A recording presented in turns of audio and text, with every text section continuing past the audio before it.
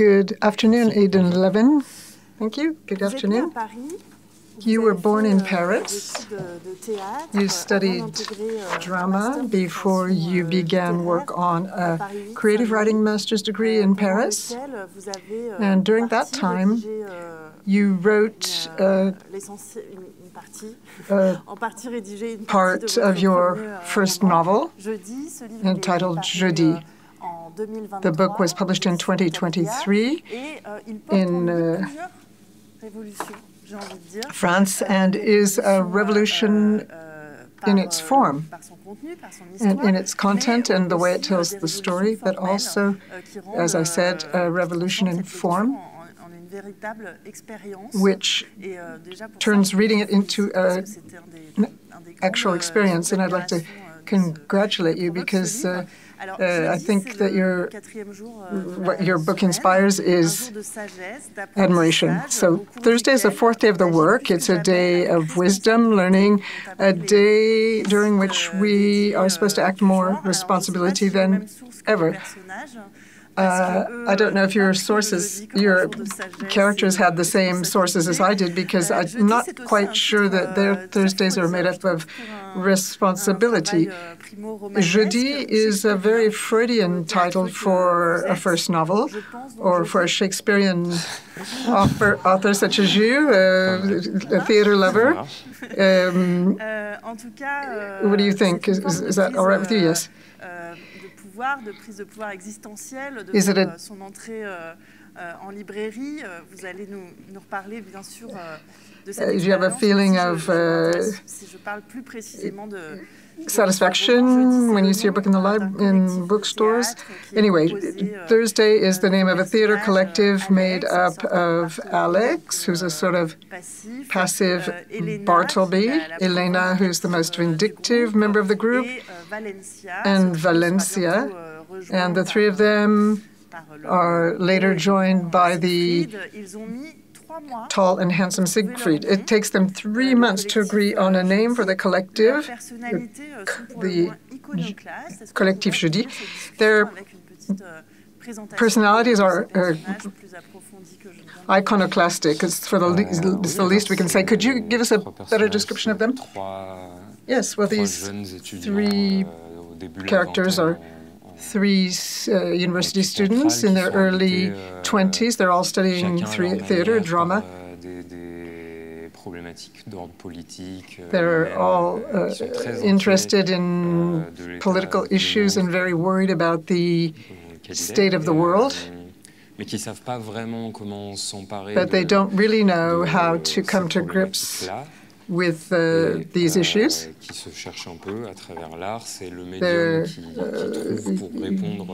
They think art might be a response, and they decide. Well, they don't really find an answer, but they decide to start with a theater, being a theater collective.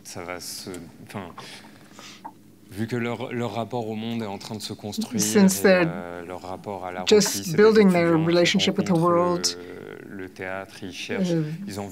they want to upset the apple cart. They want to change a lot of things.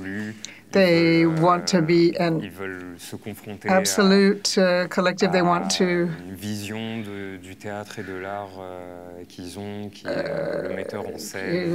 they have a vision of theater as with the director as the supreme leader. They want to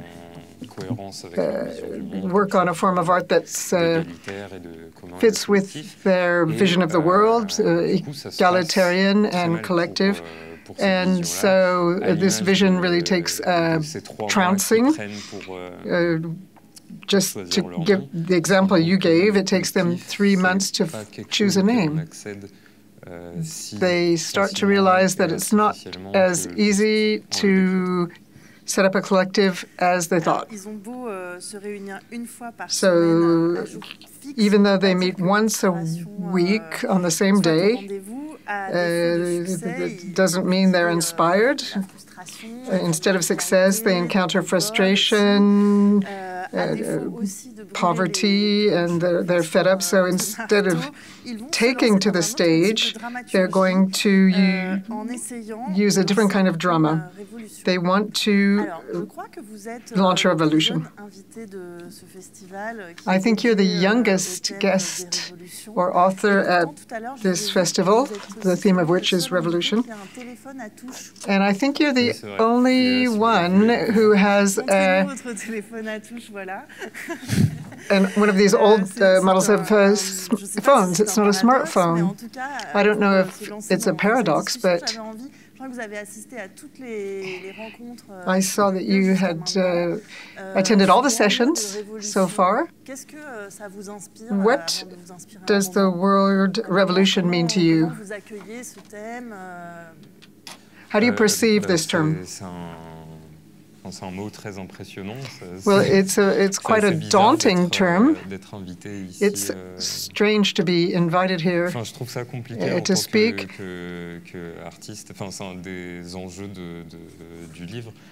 As an artist, I find it difficult to grasp this topic of revolution. I guess that's why we're all here.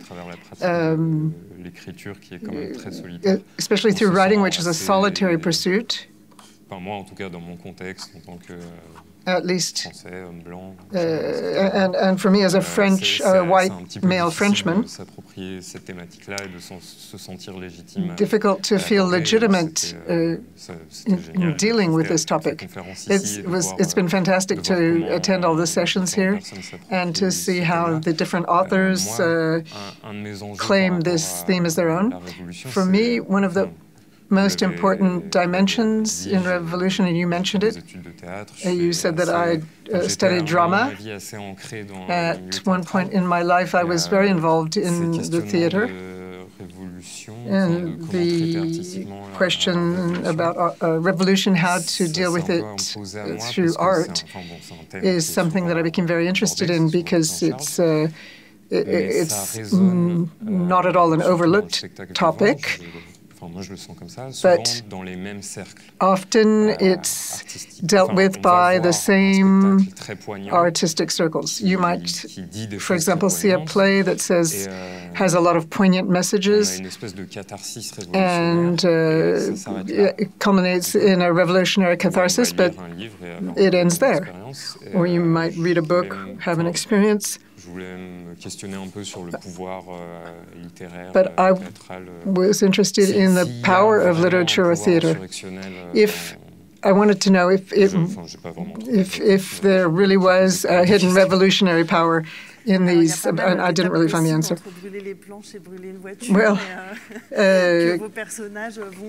taking to the stage and burning cars are not the same thing. Your characters are going to do the latter. What are their ambitions? Do they want to overturn the system? They want to overturn the system, but what do they have planned for after that? Well, that's a good question. And in fact, in the last session, violence was discussed, violent insurrection, violent political action. I'm going to say this very conceptually, and things didn't play out conceptually when I was writing the book, but their program or the platform or the way they set out their political ideas is we're going to conquer the world, which absolutely means nothing. And one of the characters, Elena, the most vindictive one, writes a draft revolutionary political manifesto, and she talks about destruction, wiping the slate clean, but there's not much about the new world that would replace this.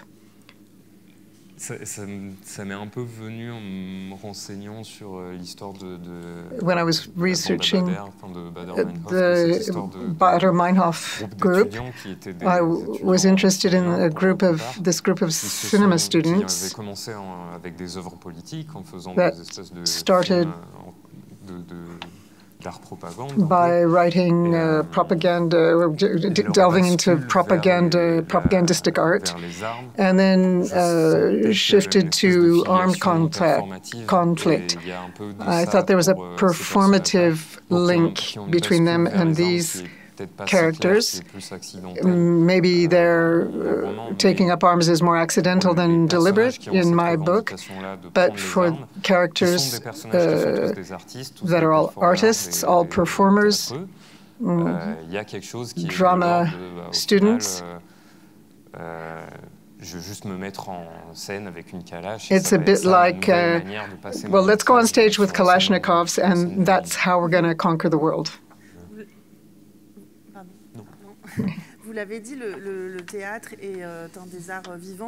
As you said, theater is one of the living arts where political power and action is often at the forefront. Perhaps you could tell us a bit about your experience.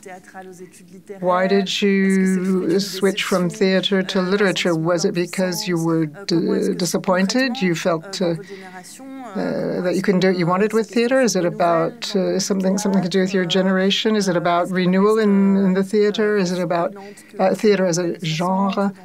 Was there something there about the 1960s, or, well, in my personal experience, I suppose it's cyclical.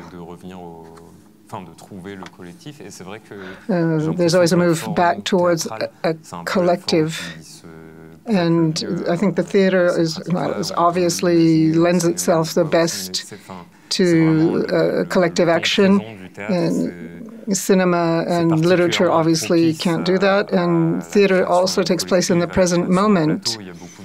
There are a lot of forms of theater that involve the audience, often very interactive and democratic.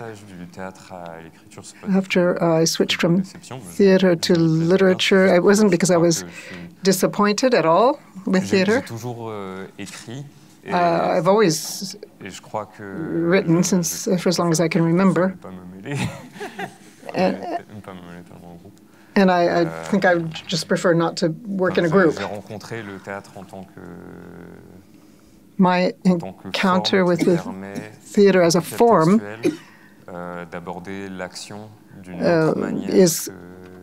showed me a different way of a different means of action from literature. This is dying out in the theater, the relationship to the text. It's also good because with the death of the author,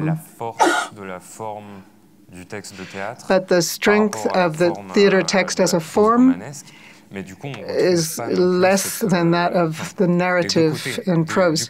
But you could say this on both sides. The theater is not so interested in the text, and novelists or people who are interested in writing tend to forget the existence of a dramatic form. I think it's very powerful, and as you said, I use several forms in this book. These are very strong narrative techniques. In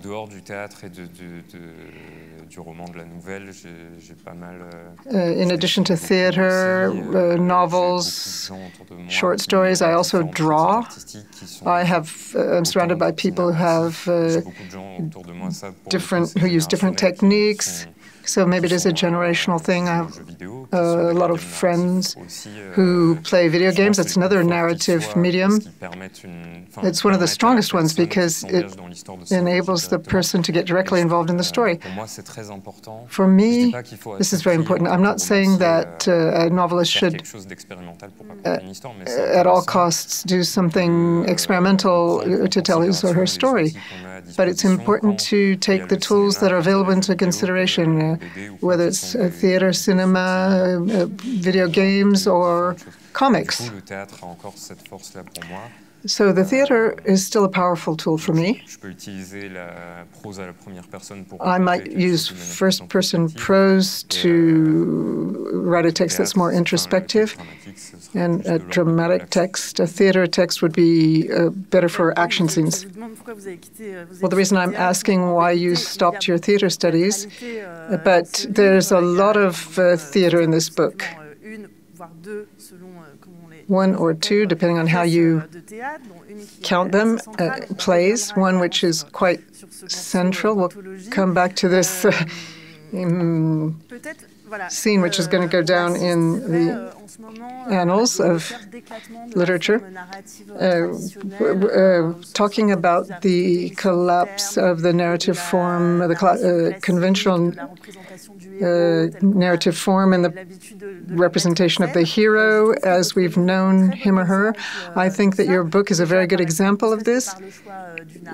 First of all, you chose as your narrator one of the least appealing characters, and then after the theater piece, you switch to a female narrator. So we get different accounts, different viewpoints in different parts of the text.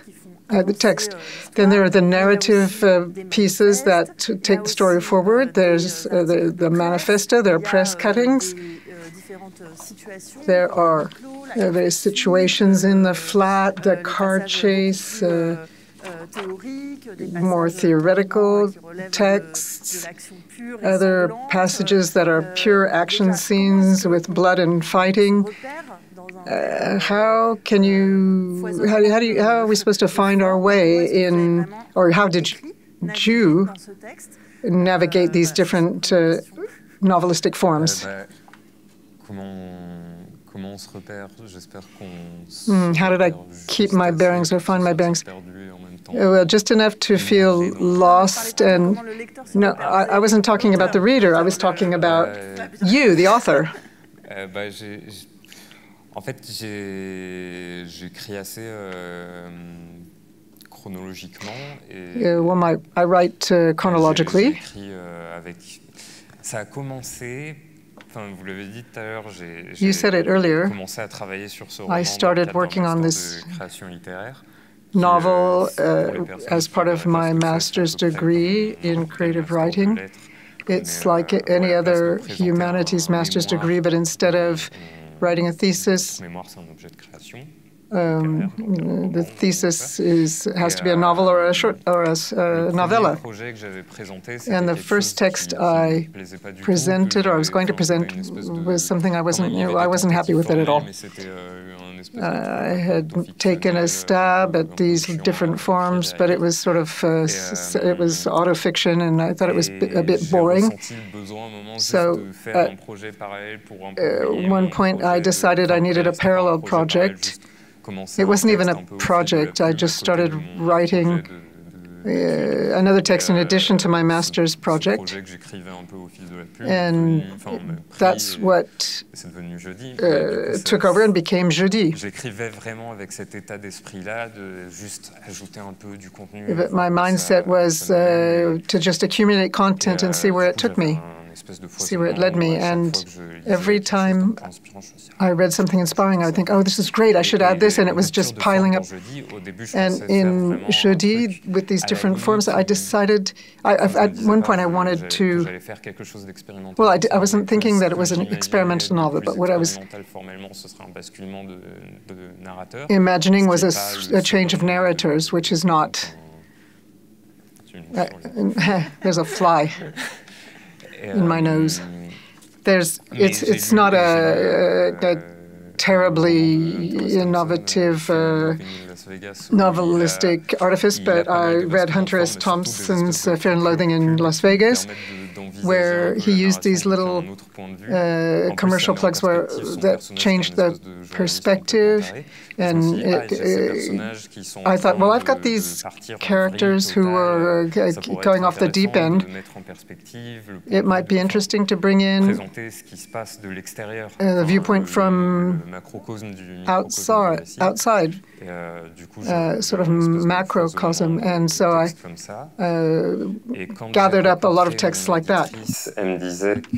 When I met with my publisher, she told me that it was incredible. It wasn't nonsensical enough for her. And so we worked together very hard and made it even richer. So she pushed you to be even more nonsensical? Yes, to be even more absurd. And she was absolutely right in doing so. Because at the beginning, there wasn't the theater play in the middle of the narrative. There was sort of a theater play with a shift from one form to another. But you didn't get that much of a feeling for the microcosm and macrocosm. There's a quote at the beginning of my novel. I don't know it by heart, but it's from a Brazilian novel of the 60s. It's the equivalent of a Brazilian outlaw cowboy at the turn of the century, who confides in someone who happens to be a PhD student. He tells his life in a chaotic manner. He digresses and digresses and digresses. And then he says it's only for the things that are of little importance. And this is exactly the red thread in my writing. After a while, I realized that I was trying to make the characters' inner life resonate with the world around them. We talked about the absurd, but I wouldn't want to mislead your future readers as there are political thoughts, social thoughts, cultural thoughts about theater, about action. It's these thoughts are impressive by their maturity. We've opened the festival by talking about eco-anxiety, which is also pervasive in your novel.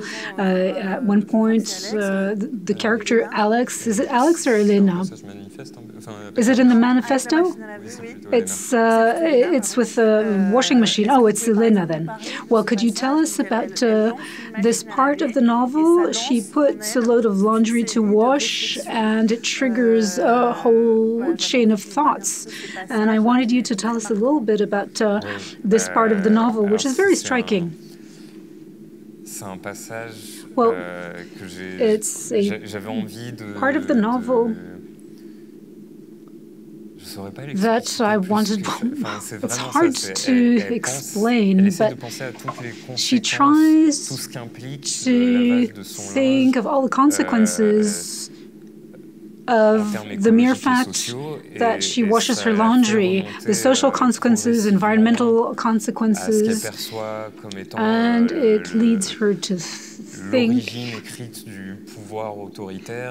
about the origins of authoritarian power, and it leads her all the way back in history. The Coast of Hammurabi, one of the first legal texts that was found, the oldest legal text that was found, and one of the paragraphs in this text says something to the effect that a slave running away will be punished by having his hands or his entire arms cut off. I don't remember which one it is, but it's pretty atrocious. And in this part of the novel, I wanted to convey this feeling of powerlessness.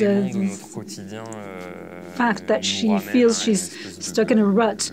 Everything in her daily life leads us back to the fact that she's caught up in a capitalist world, and therefore she wants to start with a clean slate, start from scratch again. At first, I hadn't inserted the manifesto in the first version of the novel. My publisher suggested that I add that, so I didn't think I was capable of doing so.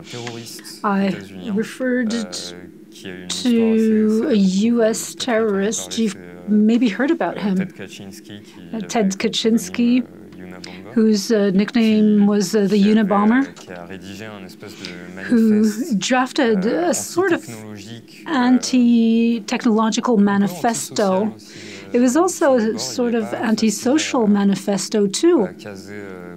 It's kind of hard to know what he thought politically speaking. I guess he would be a right-wing survivalist in today's terms.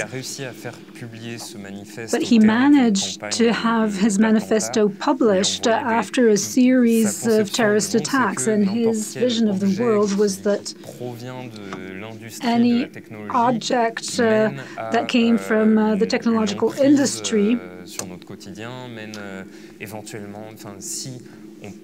leads to an entity having hold on our daily lives. If you use a toaster, it will lead to genetic manipulations, and therefore we've got to burn everything down and start from scratch. He started sending envelopes with a bomb to all sorts of different people whom he felt belonged to the world of technology. Reading this manifesto is very upsetting, because you end up feeling trapped. It resonates one way or another with anarchist literature, and that has a systemic vision of the world. And pushes us to action. This text expresses what might push you to doing such things. Coming back to the plot in the novel, the Jeudi collective is going to come up with an obstacle, a rival collective, a rival group called Les Ravitailleurs.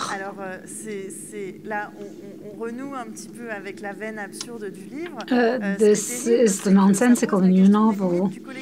And it's interesting because it raises the issue of the limits to the collective. You say on the back cover that the world is not big enough for two collectives. It seems counterintuitive and contrary to the mere notion of collective. It seems that you question the limits of action.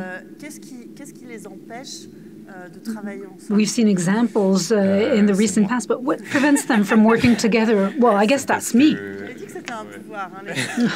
I told you that writing yields power. Yes, absolutely. And you end up being quite authoritarian. But the fact that you have two collectives fighting against each other, that happened because, as I said, I didn't write the novel with a thesis in mind. It was there to express feeling and sensations. And at one point, I thought it would be funny to have two collectives fighting against each other, just out of the blue randomly.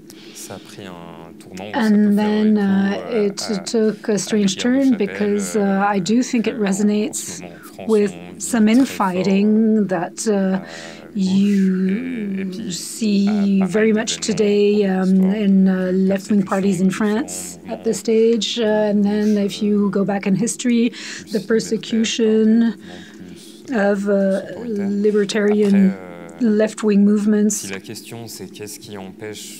by parties in power. Now, what prevents collectives from existing? I don't think I have an answer to that. In the novel, I'm God. I can decide what I want to do with these collectives. I'm almighty.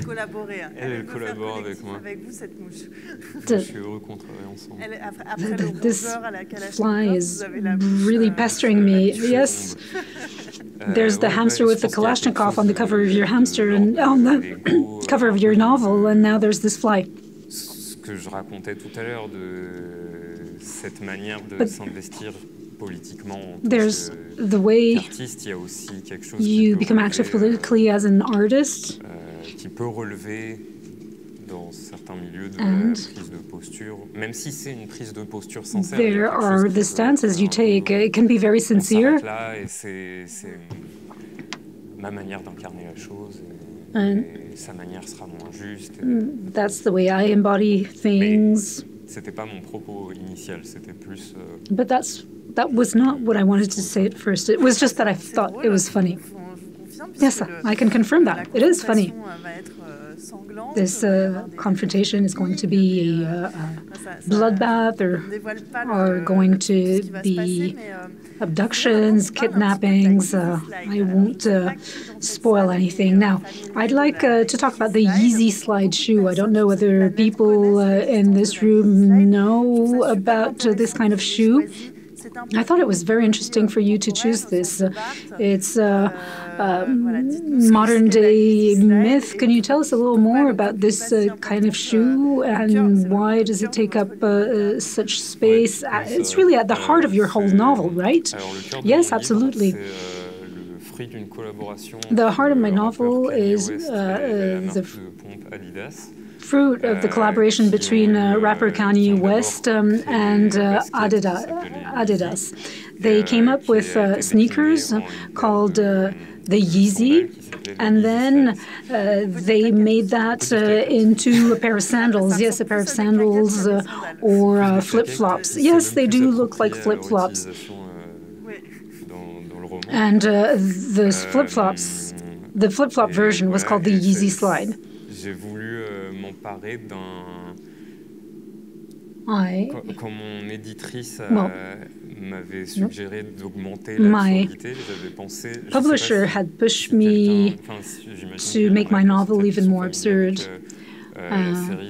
I don't know whether you all know South Park, which is a series that I don't necessarily really like, but I remember having watched an interview of the scriptwriter, and he'd explained that to pitch his ideas to producers, he had to come up with all sorts of crazy ideas so that anything less crazy would be accepted by the producers. And so I thought, well, in the middle of my novel, I can insert a scene in my novel where riot is caused by the sale of these sandals. And if I explain this to my publisher and she accepts it, anything else she'll accept automatically. It's inspired by something that actually happened in a mall in Tel Aviv. These are sandals or flip-flops. You may not imagine how popular they are, but people actually queue for hours. It's just like with all other rare products. It's become a fetish. People had come to queue in the Tel Aviv mall for hours to get these Yeezy slides. That was in 2022. There weren't enough pair of shoes. People started fighting. It became bloody, and I wanted to push this even further with two characters who are queuing. And it becomes a sort of apocalyptic scene, the mall being destroyed, everybody killing each other, the mass of people becoming a ball of human flesh, and they decide to emancipate from the mall by rolling away from the building. Well, I do understand your publisher. She is visionary because it says something very strong. The riot does take place, and it has to do with a consumer product, a plastic consumer product, which is unreasonably expensive if you think of its intrinsic value. So there's a bitter conclusion to this. People can mobilize, they can engage, but not for the right reasons. These are phenomena that we've seen. In your case, it's the easy slide. Sometimes it's smartphones, video games. These are not one-off events. They happen over and over again. And it says a lot about the period which we're living. It's just like in a Beckett play. There are two people who are waiting. They don't exactly know what they're waiting for, and they don't really know how to go about acquiring these easy slides. I thought at first, when I read it, that it was the theater play written by the Jeudi collective. And now you've got two flies around you. Yes, it's probably what I ate. No, I think you're mobilizing an army of flies around you. That's the point. So the revolution happens in a mall and not on the barricades. Isn't that a little cynical of you? Well, that's not the way I designed it.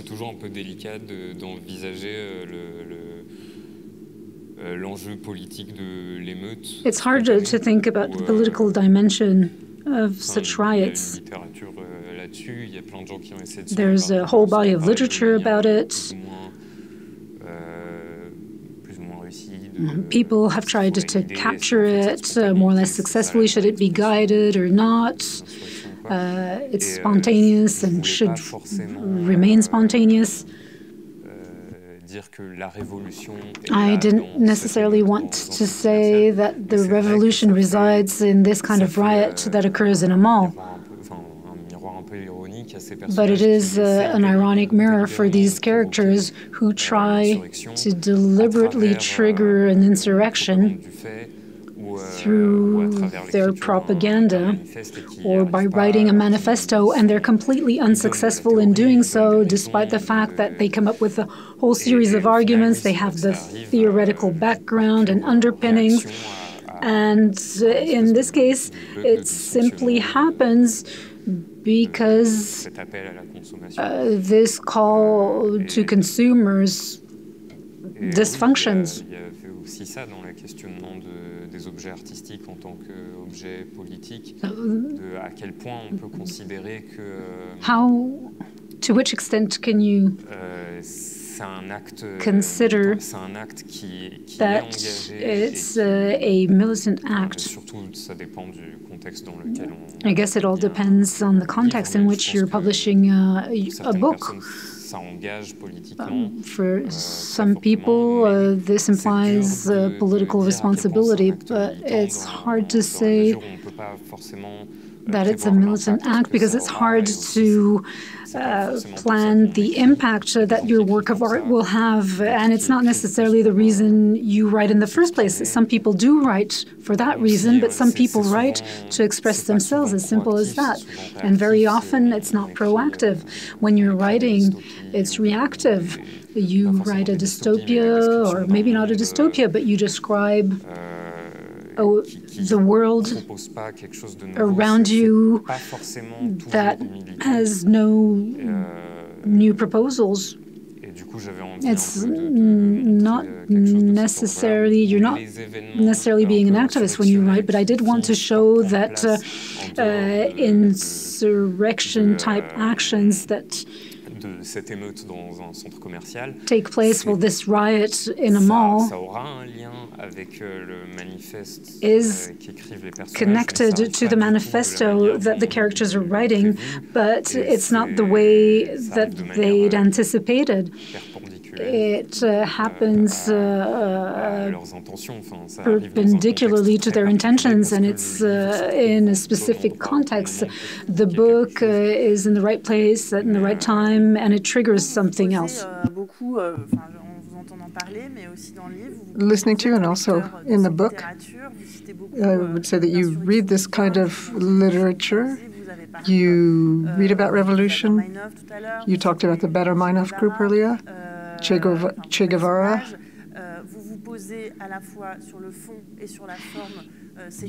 Do you ask these questions on the substance and the form of literature? I think so, and I think we can now read a passage that talks just precisely about this, and the interpreters will not be reading the text in English, which does not exist. J'ai lu quelqu'une demander si l'insurrection pouvait avoir lieu dans les livres. Alors j'écris ces mots pour la chercher. Je retourne les phrases, je déterre les sens, j'abats paragraphe sur paragraphe pour dénicher le substantif derrière lequel elle se cache. C'est une coquine, l'insurrection. Elle se terre bien, sur une page comme dans la rue. Elle s'amuse à nous leurrer en nous laissant des traces de son passage, une poubelle qui brûle, un article revendicateur, un petit livre rouge, une photo en noir et blanc d'un événement historique majeur. Alors on s'empare de ce qu'on trouve, on érige un autel en son honneur, on vénère les reliques. Lorsqu'on traque l'insurrection dans les livres, on se sent ecclésiaste, on décrit ses miracles, on interroge ses mystères, on suit ses préceptes, on catalogue toutes ses apparitions, on la crie, on la chante, on la peint. On reproduit son image sur tous les murs et toutes les lignes, dans tous les crânes. On la fait pénétrer dans notre imaginaire jusqu'à la conversion, jusqu'à y croire. On a la foi. On se dit, je pourrais presque l'invoquer. Elle pourrait se manifester. Il suffirait de l'appeler. Et on prie. Ça devient une piste viable. On peut, peut-être, exprimer l'insurrection dans les livres pour la trouver. En participant à la création de son imaginaire, on la rendrait tangible. Mais on fait vite face à un problème. Et c'est un problème qu'on a du mal à cerner parce qu'il commence par quelque chose comme un doute. On tend la main et on ne touche rien. On appelle, personne ne répond. On panique. Le temps presse et l'insurrection n'est toujours pas arrivée. On regarde autour de nous et on constate l'ampleur du désastre. On voit tous les Das Kapital en version originale macérant dans la poussière d'une étagère en bois, tous les pulls de Noël Che Guevara, les fonds d'écran Fossi Marteau, les tatouages Black Flag, les stickers 13-12 dans les toilettes d'un bar de Paris-Centre, les photos de profil LFI, les posters Merci Patron, les gilets jaunes suspendus comme des médailles d'honneur dans le studio d'un étudiant, les pins arc-en-ciel, les œuvres complètes de Bertolt Brecht, les mêmes post-ironiques parodiant des affiches constructivistes, les applis de méditation pleine conscience, toutes les reprises d'Imagine chantées par des États-Uniens multimillionnaires, tous les protagonistes de films d'action hollywoodiens qui mènent une révolution triomphante contre une figure d'autorité moustachue et tout ce qu'elle représente. À force d'écrire l'image de l'insurrection est devenue une image. La révolution n'est plus qu'une prise de position esthétique, pire, intellectuelle. On se révulse, on veut agir, détruire, quitter à tout prix la posture dans laquelle on s'est enfermé. On veut se réfugier dans la rue, dans la foule. On se rachète dans le mouvement et l'indignation. Ça marche, un temps. Et puis on se rend compte qu'on passe son temps à faire barrage. Barrage à l'extrême droite, barrage au fascisme, aux violences policières, barrage contre les 49.3, contre les lois travail, séparatisme, sécurité globale, réforme des retraites, réforme de l'assurance chômage, contre la construction d'un nouvel aéroport, d'une nouvelle centrale nucléaire, contre les violeurs à l'intérieur, les complices à la justice. On se rend compte qu'on a oublié comment exiger, revendiquer, attaquer. On ne sait plus être proactif. On ne sait plus que se défendre et les défenses ne font que faiblir. Quelle victoire brandissons-nous depuis le contrat première embauche? On a passé tout notre temps à écrire et à crier, à s'exprimer au lieu d'agir. On se dit, Les spartakistes se sont abrités derrière les mots et les spartakistes ont perdu. Les spartakistes se sont abrités derrière les mots et ces mots les ont trahis. Les dernières barricades de Berlin tombent le 12 janvier 1919. Luxembourg et Liebknecht sont assassinés le 15. Ils avaient des fusils. Je n'ai que mes bouquins. Je ne peux attendre une fin. De moi, de nous, du monde. J'ai lu quelqu'une demander si l'insurrection pouvait avoir lieu dans les livres, et puisque je n'y trouve pas, je me demande si le livre n'est pas plutôt un appel à l'aide, une prière. Je me demande ce que j'ai passé mon temps à imaginer, ce que j'ai cherché à exprimer. Et ça y est, c'est acculé contre ce mur de nihilisme oisif que je peux enfin faire face à l'ennemi, au vilain petit génie cartésien qui se joue de moi depuis le début. Je réalise, il est plus facile d'imaginer la fin du monde que la fin du capitalisme. Je n'avais aucune chance, mes dés étaient truqués. Comment imaginer une alternative ? Le capitalisme est le nouveau réel. Comment pourrait-on imaginer remplacer l'ordre naturel des choses ? Comment imaginer quoi que ce soit quand tous les imaginaires appartiennent déjà au capital? Comment s'exprimer quand Virginie Despentes est publiée par une maison d'édition qui appartient à un groupe qui appartient à Bolloré? Quand toutes les luttes finissent whitewashed, greenwashed, pinkwashed, nous sommes dans le ventre du monstre. Le capitalisme digère le sens et défait qu'une marque. Le temps, c'est de l'argent, l'espace est un investissement, Nirvana est un t-shirt. Cela étant dit, ce constat ne doit pas être une finalité. L'optimisme est un devoir militant et nous devons réaliser que cette défaite peut s'avérer bénéfique. Maintenant que tous les possibles semblent épuisés, on est enfin forcé de faire un choix. Le choix d'un changement. Et je dis bien changement, pas réforme. La réforme est impossible, la réforme est un échec. La réforme, c'est encore limiter les dégâts, jouer le jeu d'un système qui s'est imposé à nous comme étant le seul, un système que l'on ne pourrait que trafiquer, corriger, perfectionner, mais surtout pas remplacer. Non, il faut un changement radical, fondamental, une transformation de la nature même de notre société. Il faut faire table rase. Ça fait peur, la table rase. Ça veut dire une révolution d'une ampleur inimaginable, incontrôlée parce qu'incontrôlable, d'une violence inouïe. Un résultat imprévisible. La réforme a ça de rassurant que l'on sait ce qu'on cherche. Pourquoi ne pas en rester là? Oui, mais il faut penser à la récompense de notre engagement. L'une des raisons de l'inefficacité profonde de la réforme est qu'elle ne récompense pas ses partisans.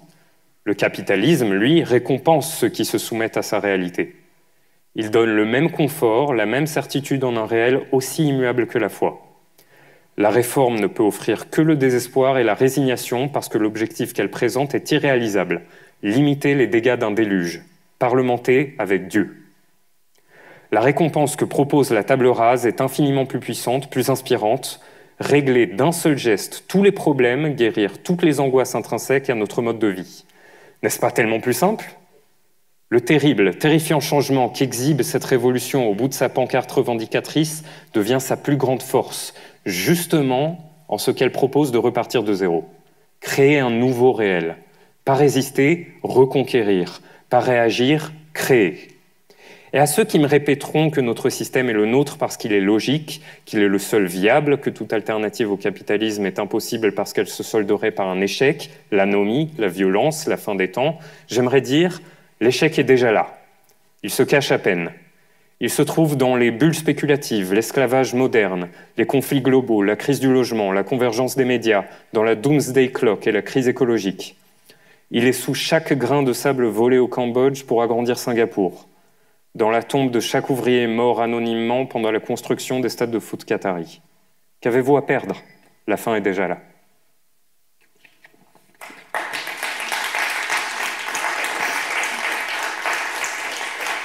Merci. Merci beaucoup, Eden. Je me suis Thank you very much, Eden. de vous demander de lire ce long passage parce que déjà, je n'arrivais pas à le I asked you to read this long passage because I thought it was a shame to cut it in half, and I knew you would give us a great reading. So your book is not just full of absurd situations, there are also extremely inspiring and stimulating passages like this one. Just a final question before we give the floor to the audience. For you, is literature, especially your writing, a place for utopia? Is it a way for you to show your political commitment? Is it one of these two things? Is it a form of political commitment or action for you? Or is it a place where you project an ideal world on a screen? Yes, I think it's the latter. I don't feel terribly active, politically active when I write because it has no bearing on my personal situation. As a citizen of the French Republic, I'm not threatened in any way. And I don't get the impression that my text really has the power to change much. It's a book and it's on the market, so it's part of the market system.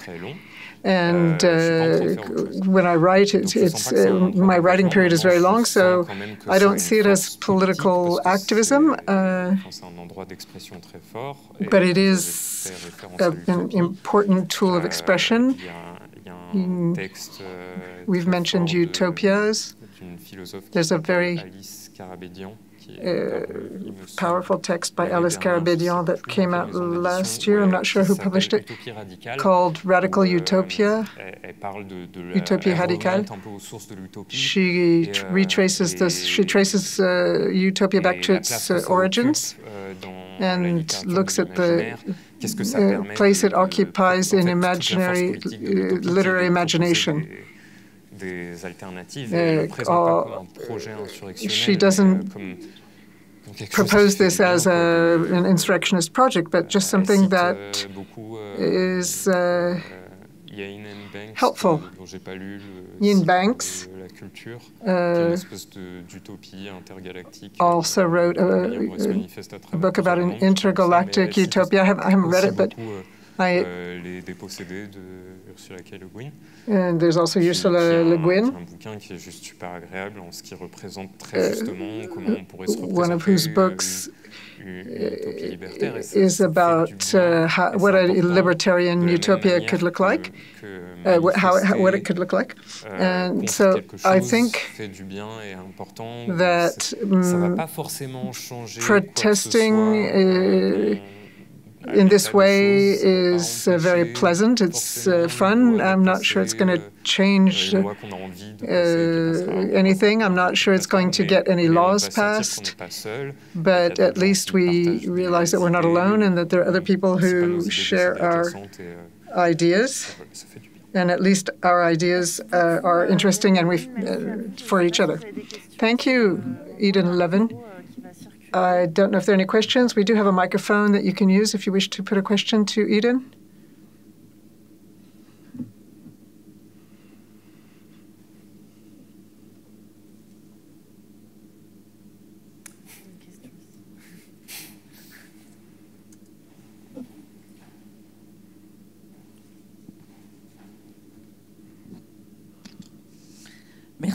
Thank you very much for your reading. Do you think joy can be subversive? Yes, submersive as well. Why not? I think that is a question that's above my pay grade. I don't know. Maybe a little bit. I suppose that if you're sharing something with the members of a group and you realize that this might be possible, it's not utopian, we might actually be able to achieve something. There's a certain joy in that, when sort of militant joy in a collective setting.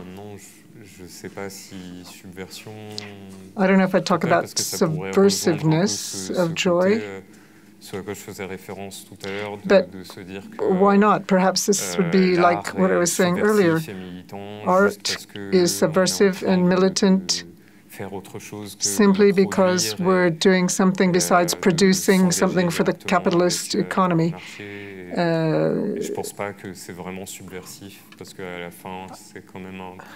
But is it totally subversive because it becomes a product that's on the market in the end? I don't think that being joyful or idle is necessarily subversive, but perhaps it is sometimes. I don't know if that answers your question.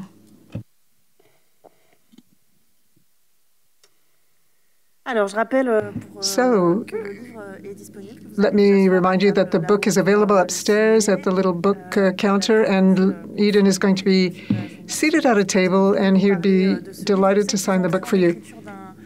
I know that you're starting a second book, or you have already started a book, and we are impatient to read it. Thank you.